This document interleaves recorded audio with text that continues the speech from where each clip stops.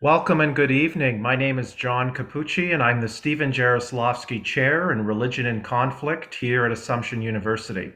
Also, in my spare time, I serve as the principal of Assumption as well. We begin this evening by respectfully acknowledging that Assumption resides on the traditional lands of the Three Fires Confederacy, comprised of the Odawa, the Ojibwa, and the Potawatomi. We also acknowledge the generous gift of land of the Huron. Given that many guests are joining us from various areas, we encourage you to honor the land in which you are working and living. Assumption University, founded in 1857 as Assumption College, is one of the most historic Roman Catholic institutes of higher learning in Canada. Informed by the Basilian tradition, we seek to empower individuals to cultivate goodness in themselves and others, embody discipline in their path towards excellence, and recognize the importance of constantly pursuing knowledge throughout their lives. This evening is being sponsored by the Stephen Jaroslavsky Chair in Religion and Conflict, which was made possible by the Jaroslavsky Foundation and the Basilian Fathers of Sandwich. Before we begin, as the lecture progresses, if you would like to ask a question, feel free to jot it down in the chat feature on YouTube, and we will try to answer your question at the end of the evening. It is now my privilege to introduce our special guest this evening, Dr. Rory Dixon. Dr. Dixon is an associate professor and chair of the Religion and Culture Department at the University of Winnipeg. His research focuses on contemporary Islam and Sufism. Dr. Dixon's first book, Living Sufism in North America, published in 2015, charts the history of Sufism in North America before considering its diverse expressions. Dr. Dixon has co-authored two further books on Sufism in 2017 and 2018, and has published articles in several journals, including Contemporary Islam, Studies in Religion, Religious Compass, and Social Compass. Please join Assumption University in warmly welcoming Dr. Dixon. Dr. Dixon. Thank you for the kind introduction. And I'm coming to everyone from Winnipeg, which is on Treaty 1 territory and the traditional homeland of the Anishinaabe people and the Métis Nation. It's an honor to be here this evening. I greatly appreciate the invitation and always happy to speak about a subject like this. So the title of my talk is Understanding Rumi from Islamic Roots to Universal Appeal. And there's the slide there. Thank you. Just wait for that to get set up.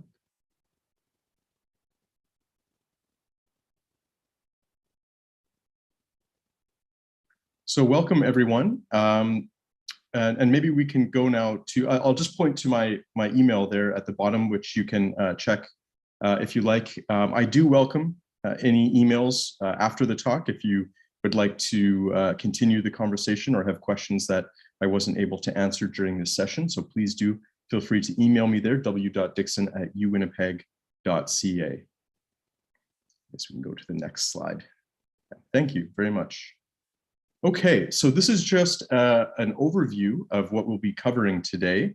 We'll start with a discussion of Rumi and we might say his popular culture presence, or Rumi and the spiritual marketplace.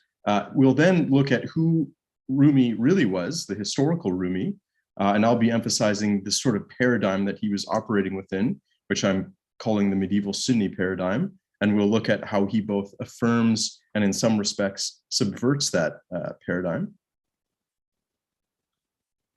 And also we will then move to this question of, did Rumi really say that? This is an examination of English translations of Rumi's work and a critique of some of those, which includes this question of spiritual colonization. And then finally, in the conclusion, I'll sum up some of what we've covered with an emphasis on appreciating Islamic spirituality through Rumi. So I'll just check and make sure everyone can see me okay. Looks like everything is going well. The introduction there, thank you. That's where we want to start. You'll see in the top right corner there, Rumi Tarot, Those are just one of the many sort of Rumi consumer items that we can buy nowadays. So where did this all come from? Well, sometime in the mid-90s, Rumi became a household name in the West. By 1997, he was the best-selling poet in the United States, which is quite the feat considering that he was a 13th century Muslim Persian Sufi poet. This renowned Persian Sufi made it big in America, just as the Beastie Boys were organizing the Free Tibet concerts and yoga was replacing aerobics as our go-to exercise. Eastern wisdom and its assorted accoutrements were having a comeback in the 90s, 30 years after their breakthrough into mainstream Western culture in the 60s. And we can think of here maybe the Beatles with the Maharishi being one of the most visible manifestations of this, we might say, breakthrough of Eastern spirituality into Western consciousness during that time. Now we are here in 2021 and the Rumi wave has yet to crest. We can find his quotes or purported quotes all over social media. Again, we see things like Rumi tarot cards, Rumi restaurants. You can actually order Rumi shower curtains, fitness clothing, or register for Rumi yoga classes. Rumi seems to have become a fully formed spiritual brand in the lucrative New Age marketplace. Rumi's quotes can now be enjoyed with that pumpkin spice latte and perhaps a new Spotify playlist. If celebrity culture can be taken as a barometer of Rumi's pop culture credentials, we need only note that Beyonce and Jay-Z named one of their two children Rumi. Chris Martin of the band Coldplay says Rumi changed his life, and Brad Pitt and Angelina Jolie both have Rumi tattoos. The question that's been receiving all sorts of light and heat of late is whether or not the Rumi found on North American bookstores and shelves is shared in pithy quotes. Is that Rumi the real Rumi? According to some critics, Rumi has suffered from a universalist hijacking, one that has whitewashed him into a timeless New Age hippie, twirling with flowers and wine. Others are asking just how Muslim was Rumi exactly? Well, spoiler alert, he was very Muslim, but not always in the ways you might think. So what did Rumi really say? Who was he? In what follows, I will first offer an overview of the historical Rumi and look at his spiritual paradigm, his cultural paradigm. And then from there, we can move on to looking at some examples of his work in English translation. Rumi was born in 1207 in the province of Khorasan, which was a northeastern province of the greater Persian realm. The best evidence we have is that his exact place of birth would be in present-day Tajikistan. Now, ostensibly fleeing the Mongols, his family relocates to Konya in Turkey. Now, this is where he gets his name. It is Turkey that would give him the name Rumi. The Anatolian Peninsula at that time was seen by Muslims as the Byzantine realm. It was the historical home of the Byzantine Empire. And in Arabic, the Roman Empire was known simply as Rum or Rome. So Rumi literally means the Roman or the Byzantine, and that's where he gets his name. Now, his first name was Muhammad, though his father called him Jalaluddin, which means the majesty of faith or the majesty of the religion. His father was himself a devout Muslim cleric named Baha'u'ddin Walid, and Rumi was raised in a home, quite a religious home, and himself was formed within the medieval Sunni tradition as it existed in central Islamic lands like Iran, Iraq, and Turkey. Rumi essentially followed in his father's footsteps. He studied to become an Islamic jurist and theologian. So he was steeped in this, what I'm calling medieval Sunni tradition. As part of his training, he would have pursued the study of the Quran and the sayings of the Prophet Muhammad, known as Hadith. He would have been a close student of the Sharia or Islamic religious laws. He would have certainly studied Islamic creed and theology. And finally, he would have been immersed in pre-Islamic Arabic poetry, as well as Persian Sufi poetry, both of these being seen as classical literatures that any respectable scholar would have some fluency in. Now, Rumi's father, Baha'u'ddin, which that name actually means the splendor of the faith, Baha'u'ddin was not only a scholar of Islamic law, he was not only a jurist and theologian, but he was also a Sufi mystic. And this is something maybe important to pause on here. In a lot of stereotypes today, Sufism is often portrayed as something that is in opposition to orthodoxy or the jurists and the theologians. And Baha'u'ddin and Rumi are both great examples of how, for really the majority of Islamic history, you would have seen Muslim clerics who were both trained in Islamic law and theology and in Sufism, right? In many cases, the jurists were Sufis and vice versa.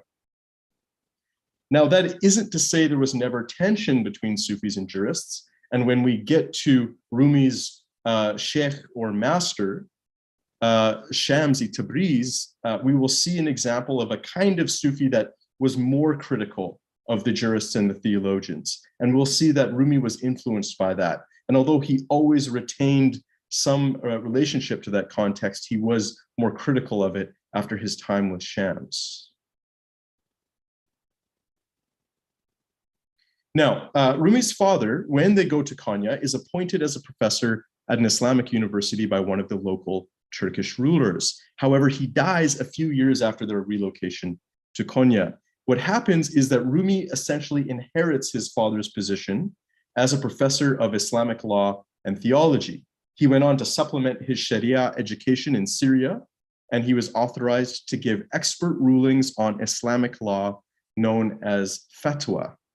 Now, a fatwa is essentially an answer to a question about whether or not something is allowed according to Islamic teachings.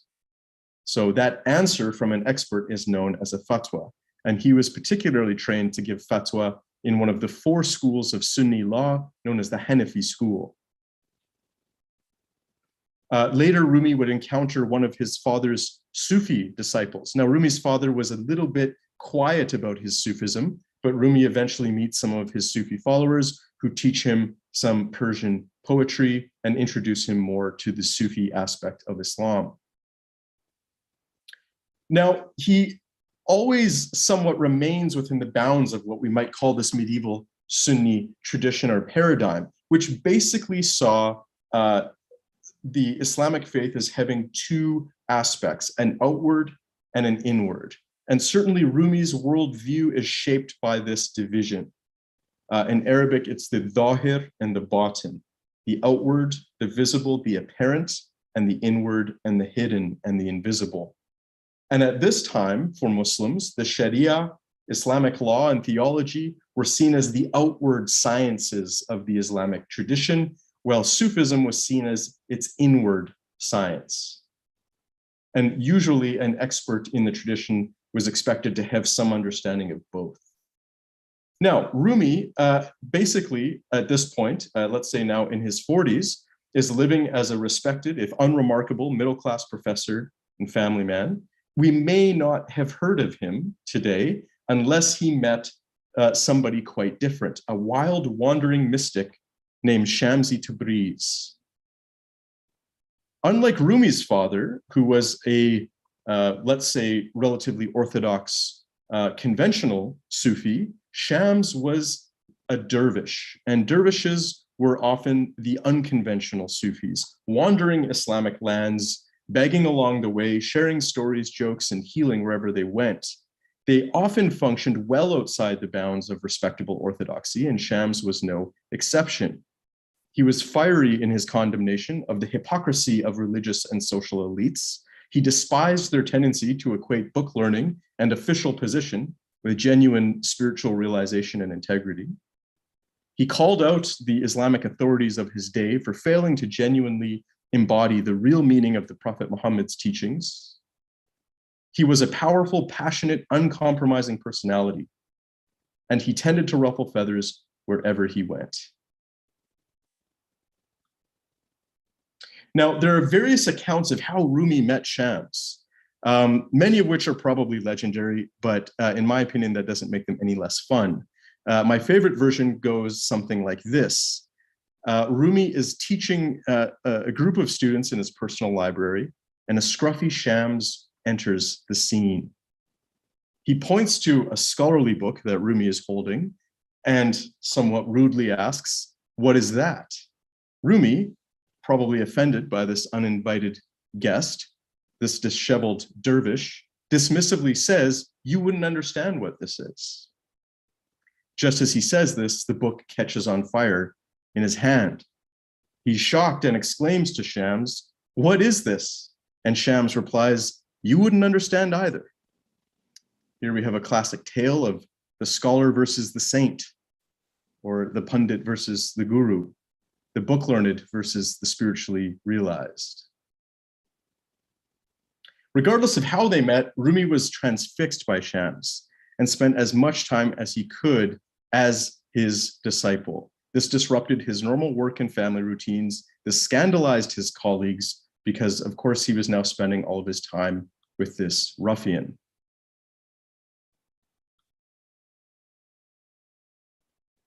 Now, eventually Shams disappears. There's some speculation that members of Rumi's family may have simply run Shams out of town. Rumi is heartbroken at the loss of his spiritual master and soulmate, and he begins writing poetry. Now, this poetry is undoubtedly an expression of love and longing for God, and I think for Rumi, he felt that Shams gave him a direct encounter with the reality of God, an experiential encounter with the reality of God, as opposed to a sort of cognitive, mental, emotive understanding, right? And this is something that the Sufi tradition is based upon.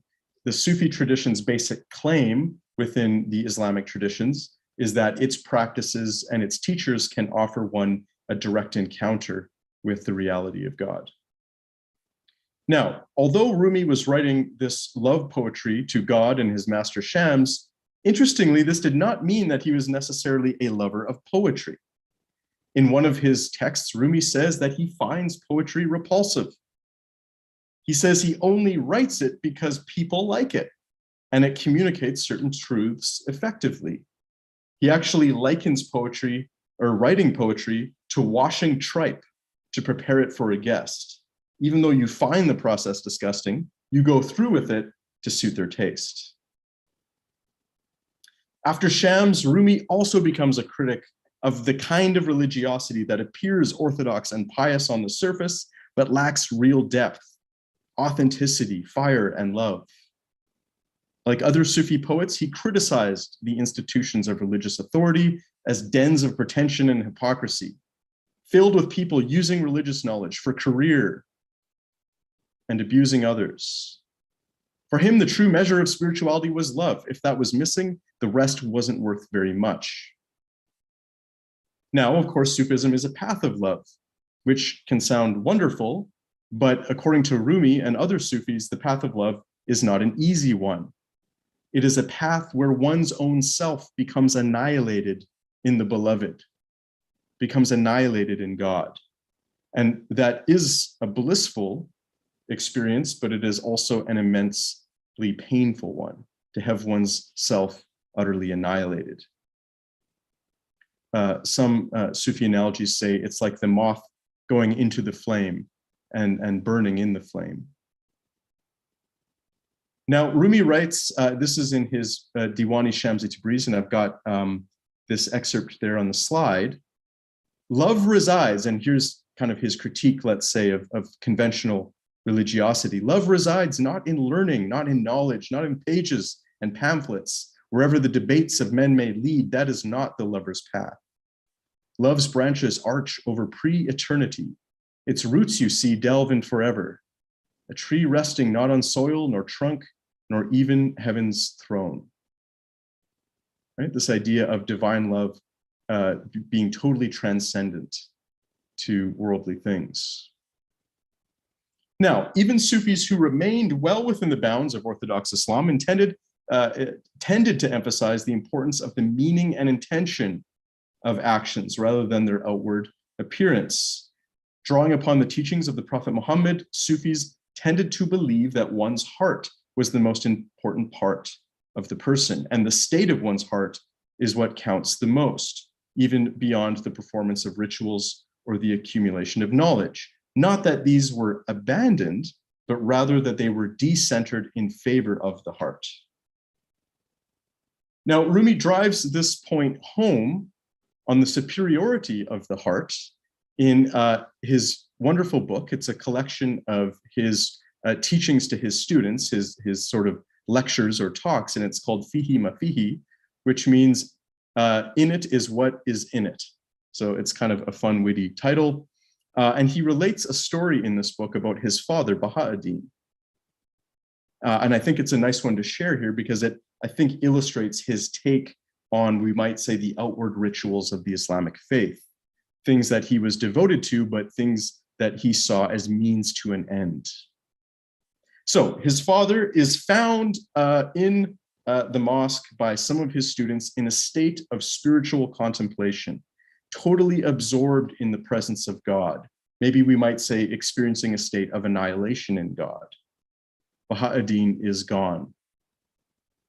The time of the obligatory prayer arrives, the time of one of the 5 daily prayers. And the call to prayer goes out, and Baha'u'ddin's students say to him, "Come pray."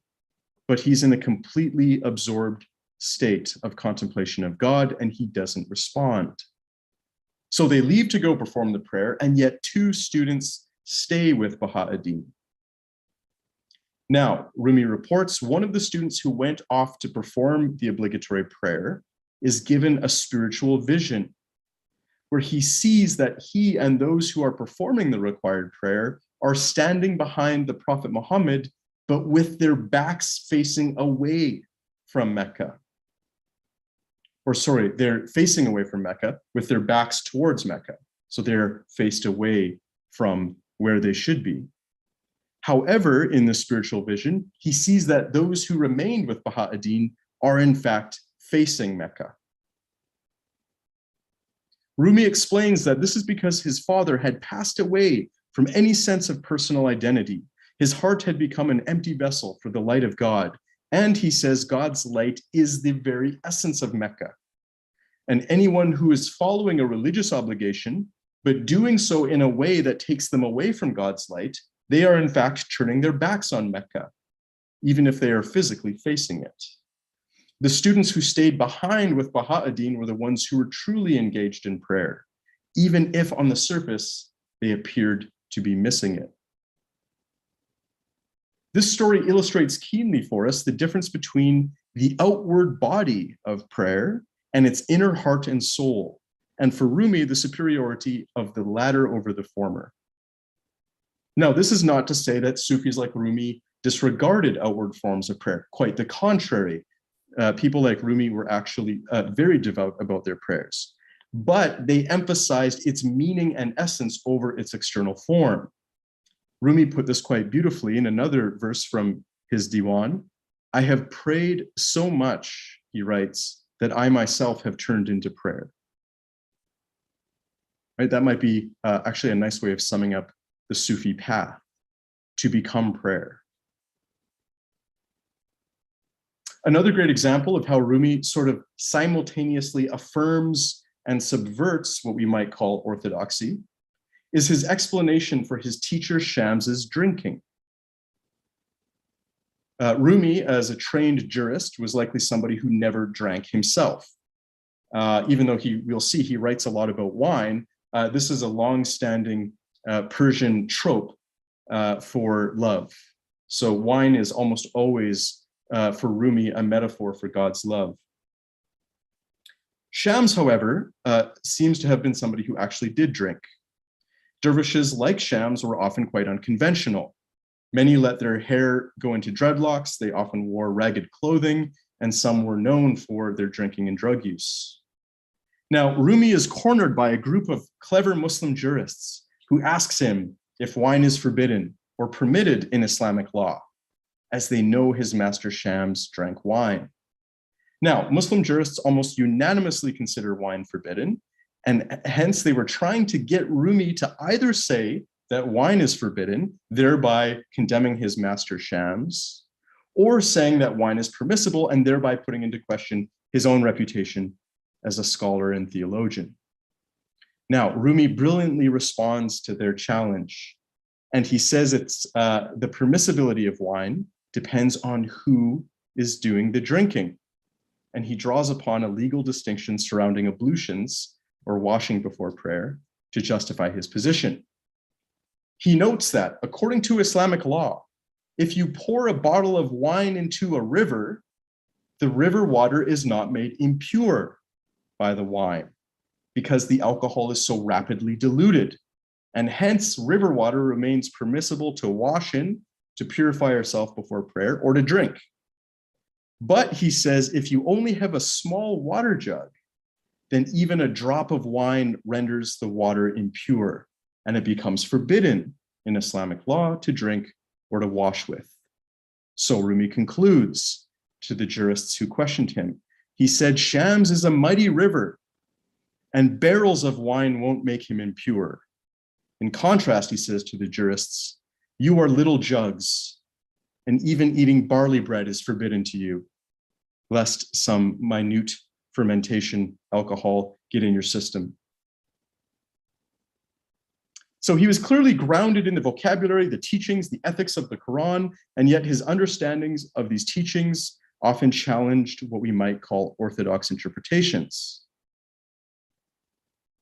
He, for instance, loved the fast of Ramadan, but described it as something that allowed one to drink the wine of the spirit. So to praise fasting using a wine analogy here, we might say is classic Rumi. He was also, of course, a great devotee of the Prophet Muhammad and believed that, in fact, his master Shams acted as a gateway to the reality or light of Muhammad. He wrote, quote, if you want the deep color and perfect fragrance of Muhammad's wine, O caravan leader, stop at the gate of Tabriz. And Tabriz is where Shams came from. So we see him here referencing Shams as the gateway to Muhammad. In some of his teachings, Rumi describes the Quran as having two sides, an outward and an inward. He says the Quran is like a woman who is a mother and a wife. He says the infant knows the woman as a mother and enjoys her milk, but the husband knows the woman as a lover and enjoys her affections and embrace. And Rumi says, among the Muslim community, some are infants on the spiritual path, and they enjoy the Quran for the milk of its outward meanings. But for those who are more advanced, they enjoy the affections of its inward embrace. Now, overall, Rumi was, as we mentioned, a scholar trained in Islamic law, but he was also a Sufi who did not see Islamic law as an end in itself, rather as a means to the end of an experience of God and ultimately annihilation in God. I want to point out here, and I think this is a really important point, that both the law and the transcendence of the law were Islamic for Rumi. And certainly after his death, he would become one of the most influential Muslim writers in history. Franklin Lewis, who wrote one of the best overall books on Rumi in the English language, says, quote, Rumi has had a greater impact on Persian, Turkish, and Urdu literature than perhaps any other single author. His most famous work, the Masnavi, is sometimes called the Quran in Persian, even if that's a bit of hyperbole. His followers tend to see his works as a grand commentary on the Quran. Many Sufis like to say they only needed 3 books: the Quran, Rumi's Masnavi, and Hafiz's Diwan. Hafiz being another of the great Persian poets. Rumi's works are full of direct quotes from the Quran and hadith. He writes in his Masnavi, flee to God's Quran, take refuge in it, and there with the spirits of the prophets merge.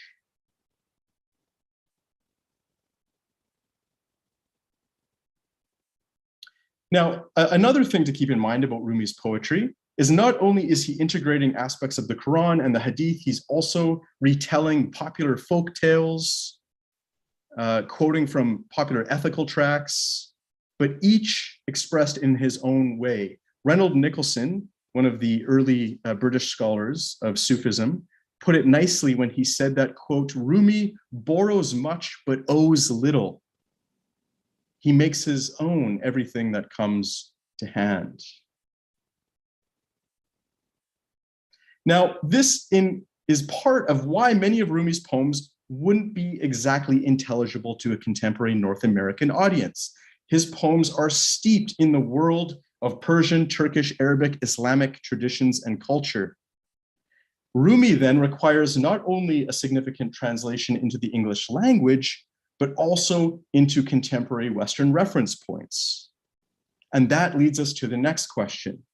When we translate Rumi, what do we lose in the process? Did Rumi really say that?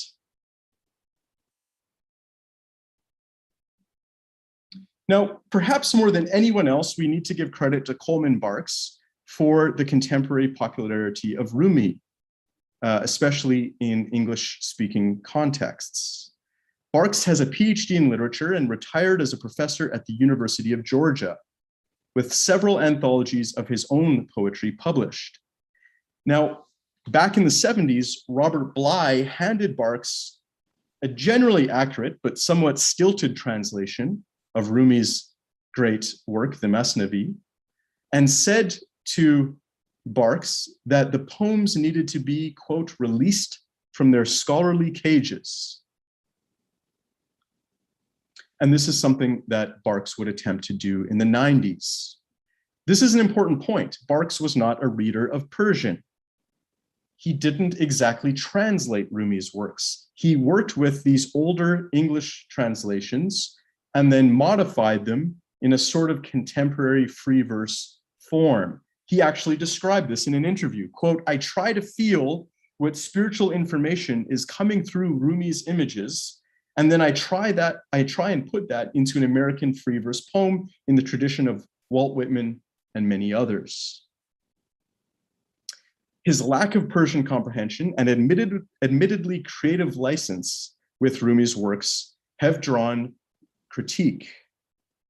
Lewis himself says that Barks, quote, teleports the poems of Rumi out of their cultural and Islamic context into the inspirational discourse of non-parochial spirituality. Now, besides Barks, others have taken Rumi's works even farther from their original context, placing them in a highly commercialized circuit of decontextualized products on spirituality and mysticism that generally fall under the New Age category. Scholar of Islam Omid Safi has criticized some of this as a form of spiritual colonialism that consists of, quote, bypassing, erasing, and occupying a spiritual landscape that has been lived and breathed and internalized by Muslims from Bosnia and Istanbul to Central and South Asia. Many of the cultural and spiritual inheritors of Rumi's work have been understandably nonplussed to see him remade in a way that fails to honor Rumi's roots, context, and message.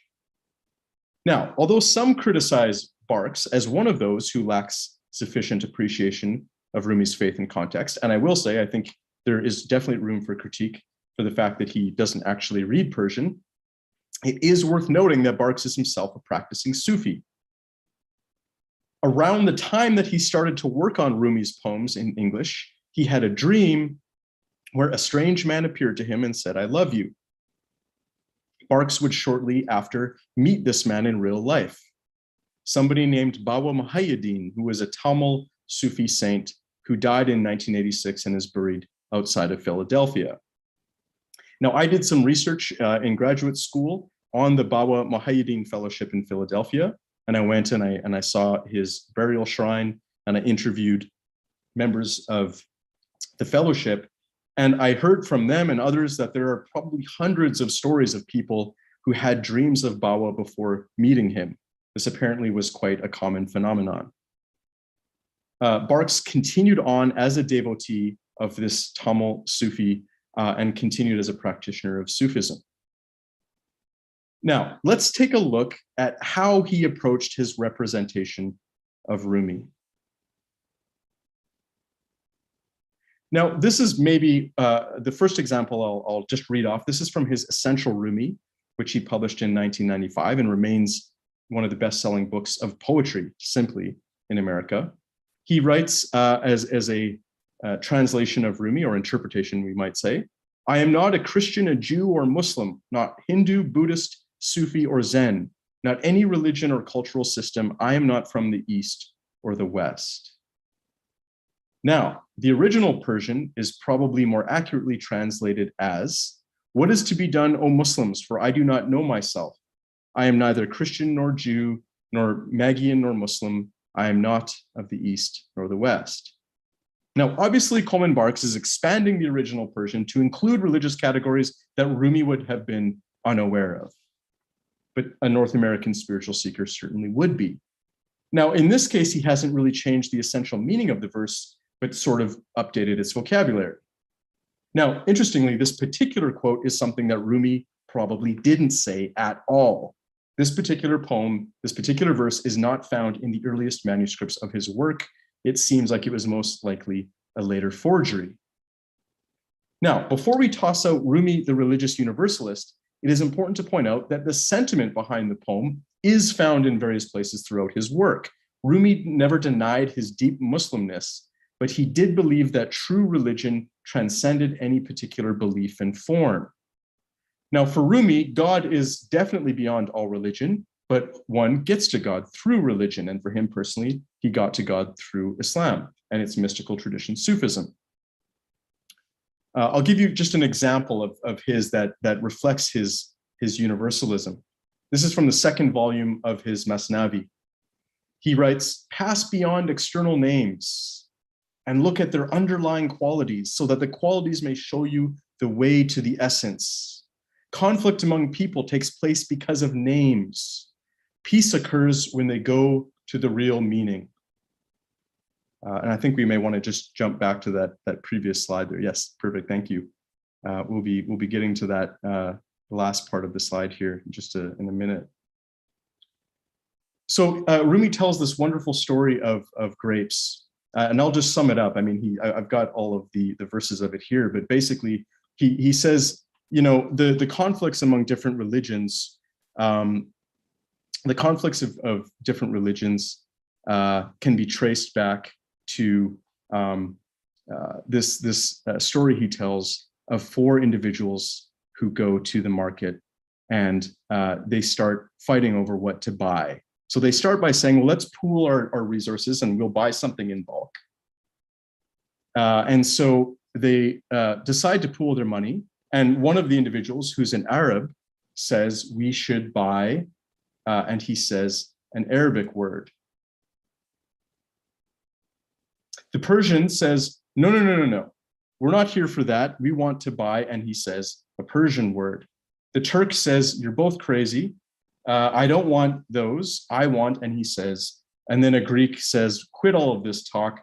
Let's pool our money and get, and he says a Greek word.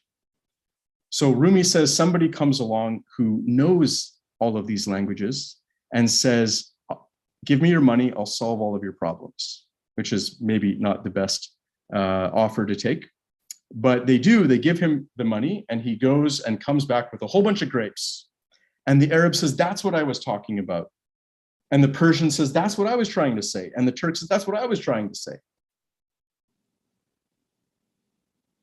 So we see that the different religions are represented by the different names for grapes, while the grapes themselves represent the fruit or truth of religion that all seek, and which goes beyond any particular name. This is probably one of Rumi's most prevalent themes, that meaning transcends its forms of expression, and that the deeper meaning is the whole point.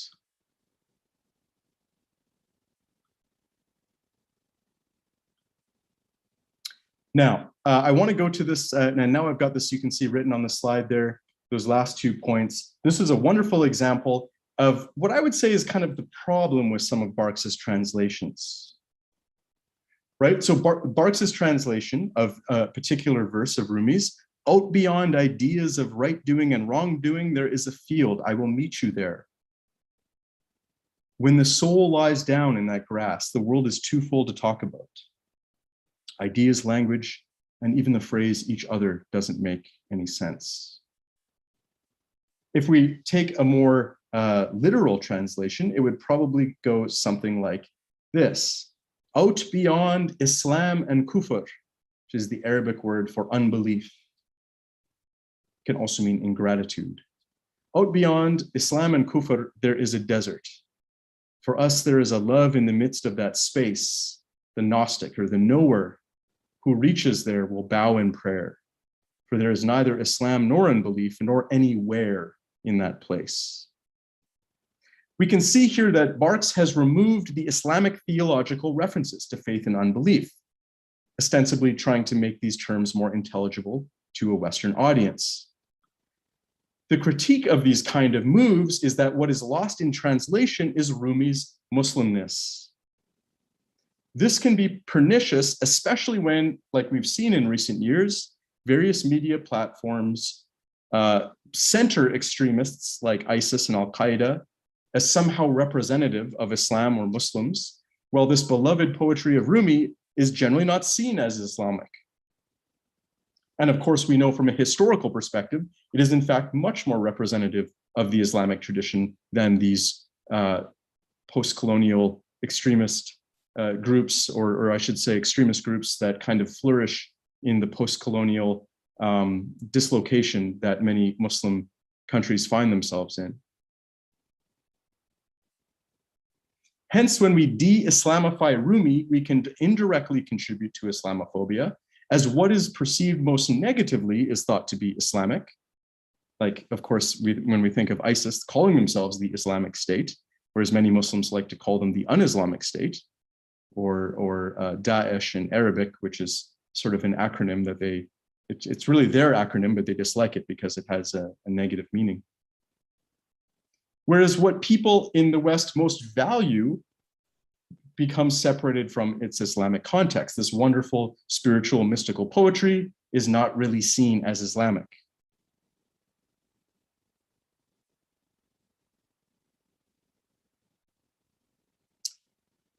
The other thing I'll just say, maybe circling back kind of for fun with the celebrity aspect, was apparently that out beyond ideas of right doing and wrongdoing, there's a field, I will meet you there. Apparently Brad Pitt has a tattoo of that in English on his arm.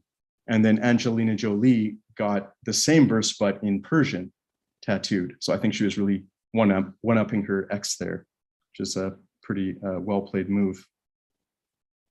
So in conclusion, I want to just unpack one of the reasons why Rumi is so beloved in the West as a mystical poet, but is rarely understood to be a Muslim mystical poet. Some of this separation of mysticism and Sufism from Islam can be traced back to the colonial period, when the first European scholars of the East, or the Orient, known simply as Orientalists, had a very particular understanding of mysticism that is tied, interestingly, to notions of language families. It's quite a long tale, but I will sum it up very briefly here.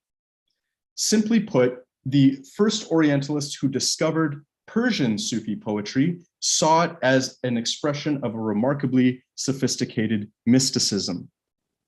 However, the recent discovery of language families convinced many of them that Indo-European or Aryan languages, Sanskrit, Persian, and Greek, which do appear to be related, they saw these particular languages as somehow more dynamic and philosophically acute, and they concluded that Aryans, the people who spoke Aryan languages, were natural mystics and philosophers, whereas Semitic languages like Hebrew and Arabic, they saw their grammatical patterns as static, reflecting a literalism and legalism of the Semitic peoples. A very odd conclusion to draw from those languages. I myself have had the good fortune of studying the Arabic language and really have been kind of blown away by the precision of its grammar. But again, I think there were other things operating at this time.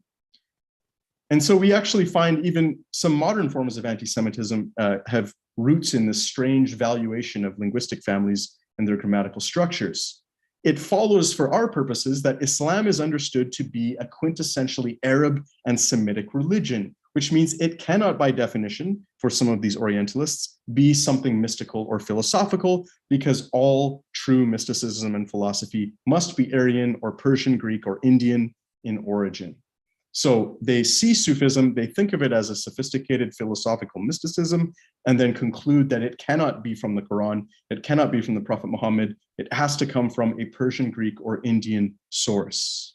So we get this Aryan Sufism versus Semitic Islam divide, which leads to a long-standing de-Islamification of Sufism in the West, echoes of which arguably frame contemporary understandings of Rumi. To the extent that Rumi is a beloved mystic, he is downplayed as a Muslim because by definition, Islam cannot be mystical, but rather a legalistic, literalistic fundamentalism that somehow Rumi broke free of in this stereotypical perspective. Now, counter to this stereotype, a close look at Rumi reveals A, his grounding in Islamic law and scripture, and B, his call to go beyond religious form and identity. Both of these emerge out of a rich Islamic tradition that expresses the highest teachings of the Quran in the language of universal love. If there is one takeaway from what we've covered today, it might be that Rumi's universal appeal, his path of love that shatters the boundaries of identity and belief, arises from his Islamic roots and not in spite of them. If through Rumi, we can better appreciate Islam's spiritual generativity, its rich traditions of love and universality, we can go a long way toward countering Islamophobic stereotypes that try to reduce the faith of a fourth of humanity to some sort of caricatured narrow ideology. We can instead see that the human spirit has flourished effervescently in Muslim societies, with some of humanity's poetic peaks found within Islam's immense tradition of mystical spirituality, and perhaps its greatest bard, Rumi. Thank you, everyone. I think that covers the talk, so I'm happy now to open the floor for questions. Thanks, Dr. Dixon. We appreciate your insight and discussion of Rumi. I'm sure we have some questions, and if not, we have some already that have come in.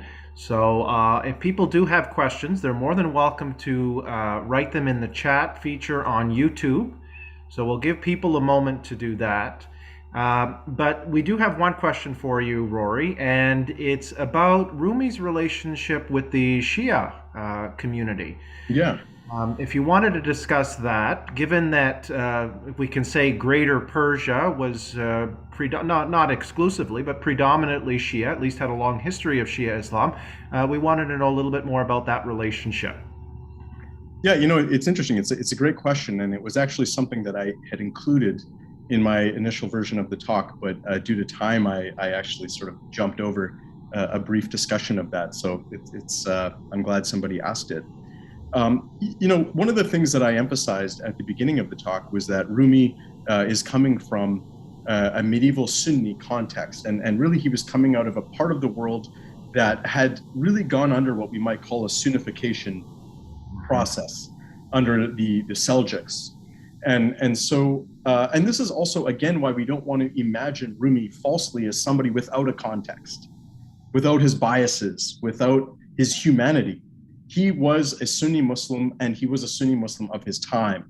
In some of his poetry, he will write sort of insulting things about Shia, and he was critical of some Shia beliefs. Now, there were many things he would have shared with Shia Muslims. Sufis tend to venerate Ali, the Prophet Muhammad's cousin and son-in-law, as really one of the fountainheads of Islamic mystical spirituality, just as Shia Muslims do. So they would have shared a great veneration of Ali and the Prophet's family and their descendants. However, he was critical of the Shia notion that the imamate, that the leadership resides exclusively in that line. So yes, he was a Sunni of his time, and he had the biases of a Sunni of his time. And just one other thing I'll say, a little bit different, but similar, is something that also gets edited out of Rumi in English translations. He could also be incredibly insulting to his enemies. You know, he would actually have some pretty kind of hilarious medieval Persian insults. You know, 100 donkey farts in your beard or something like that. That's probably not going to get tattooed on Brad Pitt's arm. That's not what we want to hear of Rumi now. but he was a person of his time, and he shared the biases of the time, and he had the insults of the time. And again, we don't want to lose that sense of Rumi being a historically situated human being. Rory, we have another question. If you can comment on it, it's more of a comment, but interesting how Rumi is popular in the West, while that is not the case in the Middle East. Maybe because he was a Sufi and a Sunni, maybe because he was Sufi. He believed that the way to Allah is through Quran, prayers, fasting, and good deeds. I think the substance of this comment is that in the West he's extremely popular, and you've outlined how several pop culture figures from Brad Pitt to Angelina Jolie to Jay-Z all have an interest in Rumi. Is that the case in the Middle East, or is it much more subdued? And if it is subdued, then why? Yeah, I mean, this is it's a great question, and the answer could itself be an entire talk or series of talks. So I'm going to really do my best to try to encapsulate a few things. One of the things I will say about that is, first of all, again, Rumi was Sunni. And I think today there is, for many even Muslims, it's not only Westerners, there's a sense of a separation of Sunni and Sunni, Sufi somehow being a different sect. For the vast majority of Sunni history, Sufism was understood as the ilm al-batin, or the knowledge of the inward science. And it was really, to be an Orthodox Sunni for a very long time, you had to have at least some understanding of Sufism if you were going to be a scholar or a cleric.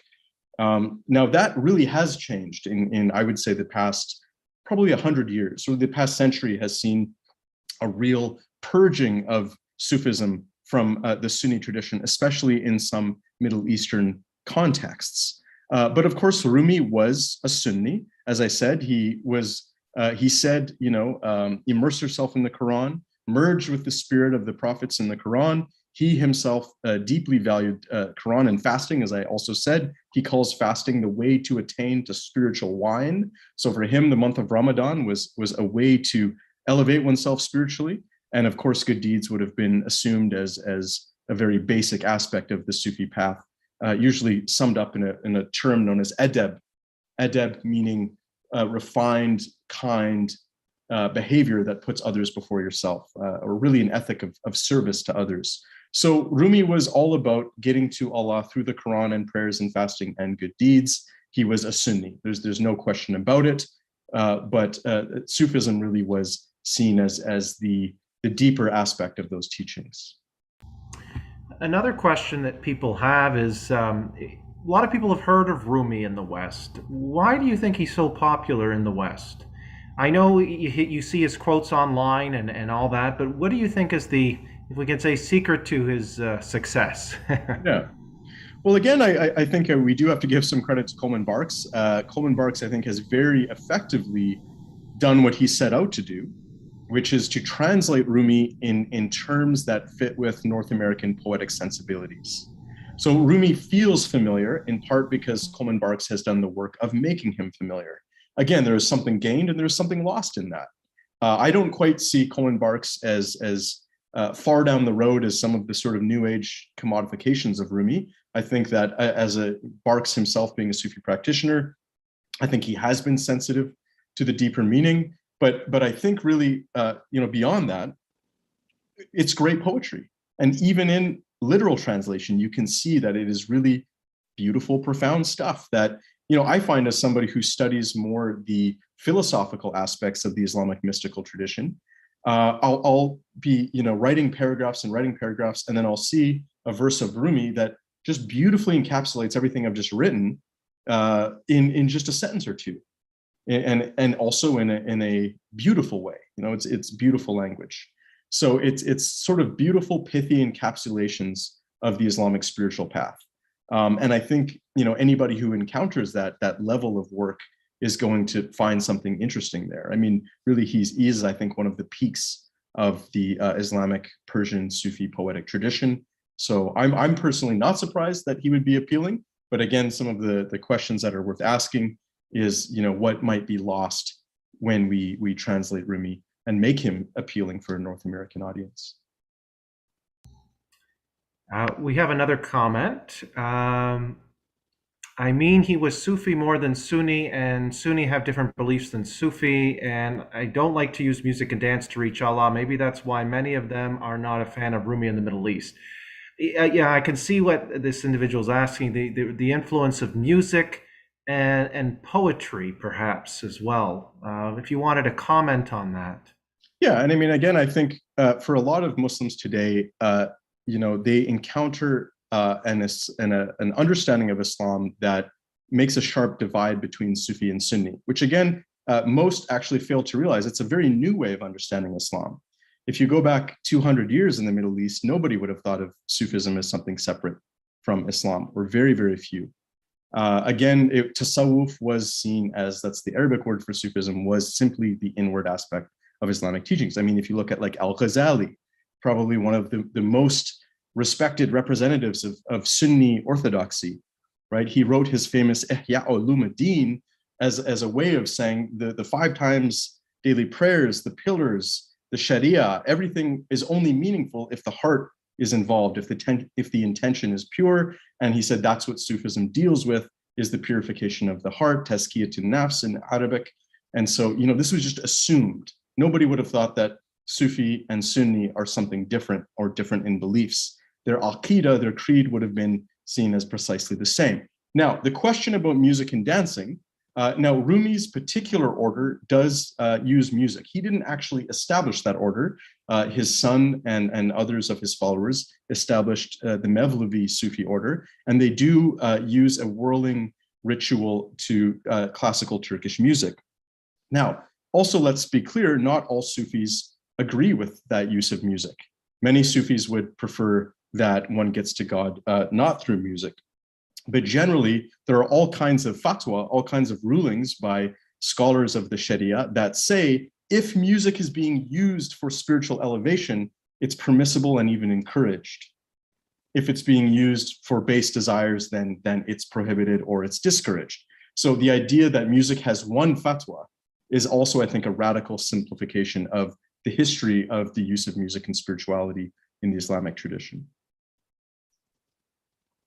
I think that's an excellent point. If it's an edification of the soul, then it's another story, right? Rather, if it's just listening for the sake of pleasure, well, then we have another story as well. Sure, and even Greek philosophy, right? I mean, I think it was Plato also had questions about the use of music as inducing ecstasy before it's really been earned. And so, I mean, all kinds of traditions have questions about the use of music, generally because they respect its power. That's right. Yeah, I think that's a good point. I think that might have been from the Republic, Plato, but I could be wrong. It's been a long time. Are there any other questions for Dr. Dixon about Rumi or about Sufism as well, given that Dr. Dixon is an expert on Sufism? Is Rumi's poetry in the 90s like Khalil Gibran in the 1920s? Oh, it's a good question. Yeah. Yeah, I mean, it's interesting. And so I've been involved with some projects where we've written on some of what we have called sort of waves of Persian Sufi poetry that have washed over the West. Now, Khalil Gibran, being a Lebanese, Arabic, and English poet, I think there's some similarity. I mean, really, I would almost see Rumi as having some predecessor with the popularity of Hafiz and Saadi in the late 1800s through translations by Emerson in America. So that Persian Sufi poetry became very popular at the end of the 19th century, in the 1800s. And I see that as an interesting precursor to Rumi. Khalil Gibran is, I think, coming from a slightly different genre, but I don't think that connection is misplaced. I think, we might say that there is some overlap in the genre, and you can kind of see why some people might be interested in both of those. Rory, 2 of my colleagues are going to use this video as an introduction to Rumi later on. Could you give us a couple of introductory texts that you would recommend on Rumi, either Rumi himself or perhaps the times that produced Rumi as well? Yeah, I mean, there's some stuff that I wouldn't see as necessarily introductory, so I'm not necessarily going to recommend that. Franklin Lewis, as I mentioned in the talk, does have, I think, the most thorough treatment of Rumi's life and history and reception in both Muslim and Western contexts. But that's a big book, and it is fairly academic. This one here, I'll just hold it up, actually. This is a really nice one by one of the sort of great scholars of Islam in the 20th century, Anne-Marie Schimmel. I believe there's even a street in Pakistan named after her. She's so beloved for the work she's done highlighting Islamic and Sufi text and tradition. And she's got Rumi's World, the life and work of the great Sufi poet. I find this is a really accessibly, beautifully written work that I would recommend somebody start with. You can probably go to Lewis after you've spent some time with a book like this. And then also I'll just say, here's another one. Really wonderful translations, a lot of translations of his work that are quite trustworthy. I think with the book I'm about to show you, you can have a great confidence that these are very accurate, close translations because they're done by a really remarkable scholar of Arabic and Persian. And that is The Sufi Path of Love, The Spiritual Teachings of Rumi by William C. Chittick, who probably is one of the greatest living translators of Arabic and Persian Sufi works. So that's where I would go next after the Anne-Marie Schimmel text. Well, I think that's all the questions we have, if I'm not mistaken. But I want to begin by thanking our distinguished guest, Dr. Rory Dixon, for a wonderful lecture on Rumi and for answering our questions and also suggesting further reading, which is very valuable, particularly to those who are approaching Rumi for the first time. I'd like to thank the Jaroslavsky Foundation and the Basilian Fathers of Sandwich for, of course, supporting the Chair in Religion and Conflict.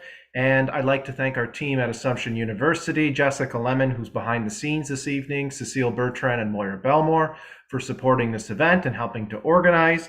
And finally, I'd like to thank our audience for joining us and engaging with us as we navigated through Rumi. So I wish everyone all the best, a good evening, and thank you for attending one of Assumption University's events. Have a great evening. Take care. Thanks, everyone.